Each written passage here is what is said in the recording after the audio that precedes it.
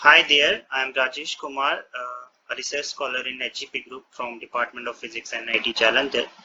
And today I will explain some Google apps to you. And these Google apps are very much demanding in our modern technical era, in the education sector especially, to handle the data, to communicate with each other remotely. These softwares are very much required.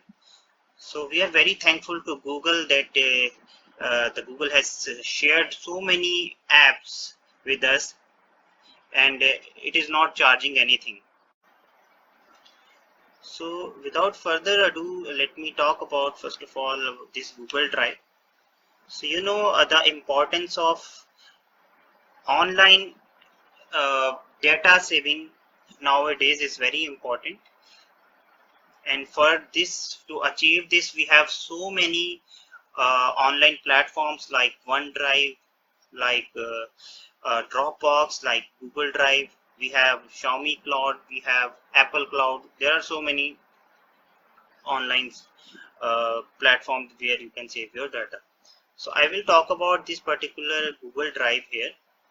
So Google Drive is as I told you before, is a data saving platform where we can save our personal data in the cloud. And the best thing about Google Drive is we can also share this data among our colleagues. So it is very easy to use. It is like a file manager in our browser or in our mobile. So simply, this is the interface. Okay, here we go. So you have to click this button here. So there are so many apps. So these all apps are from provided by Google. Some are premium version. You can't use with a normal free version. So I will first of all I will talk about this Google Drive that is already opened here. I clicked, and this is a Google Drive. So as I told you before, this is looks like a file manager. So what you can do here is to organize and share the data. So there is a new tab. You can click on this new tab. You can create a folder inside the drive. Okay, and you can also upload the file or folder from your computer. So it is very simple. Just go to some file and click OK. So it will start uploading. So this is very simple thing, simple task that I think you all know. But the main thing I'm going to talk about is the sharing of the folder with some organization or with your colleagues. Like, let me tell you, this is the folder of AHEP 2020 certificates, and it contains, I guess, 400 to 500 files, PDF files. So now I have shared this folder with the participants.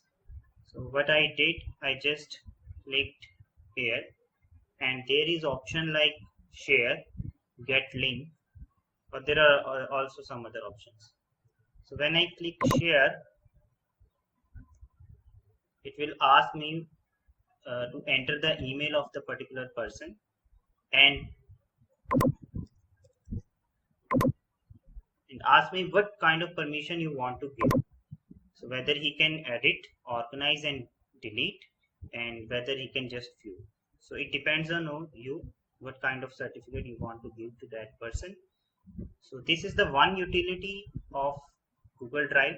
The person can see the shared folder in this link.